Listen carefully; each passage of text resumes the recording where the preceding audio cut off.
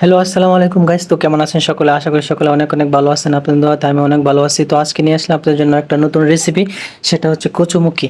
তো আমি এখানে দিয়ে দিলাম তেল, তারপরে দিলাম পাঁচফোড়ন, তারপরে দিয়ে দিলাম এখানে পেঁয়াজ দেওয়ার পরে পেঁয়াজটা আমি ব্রাউন করে ভেজে নিলাম। তারপরে দিয়ে দিচ্ছি আপনার এখানে গরম পানি এড করছিলাম। গরম পানি এড করার পর আমি মশলাটা যেহেতু কষাবোর জন্য গরম পানি এড করলাম। তো গরম পানি এড করার পরে আমি দিয়ে দিলাম হলুদ, মরিচ, লবণ, হ্যাঁ, তারপরে ইত্যাদি সব দিয়ে আমি মশলাটা ভালো করে কষিয়ে নিলাম। কষানোর পরে হচ্ছে আমি এখানে কচুমুখিগুলো ঢেলে দিচ্ছি।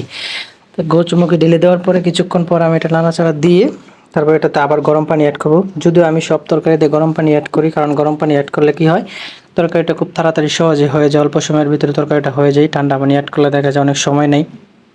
হ্যাঁ, তার তার জন্য আমি গরম পানিটা সবসময় অ্যাড করি।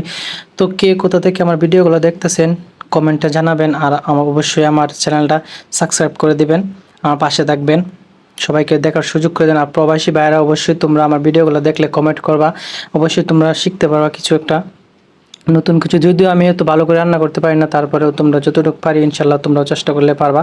তো আমি এখানে মাছ ভেজে নিলাম, মাছগুলা ভালো করেই ভেজে নিলাম, একটু করে কড়া করে ভেজে নিলাম। তো মাছগুলো ভেজে নেওয়া শেষ। তারপরে হচ্ছে আমি এখানে তোমার আবার এই তরকারিতে মাছগুলো ঢেলে দেব। ঢেলে দেওয়ার পরে আমি তরকারিটা আবার 5 মিনিট রান্না করব। তো আমার সেই সুস্বাদু মজাদার তরকারি, কচুমুখি তরকারি হয়ে গেল। তো সবাই ভালো থাকবা, সুস্থ থাকবা, আর অবশ্যই আমার চ্যানেলটা সাবস্ক্রাইব করে দিবা, ভুলবা না কিন্তু। তো আসসালামু আলাইকুম।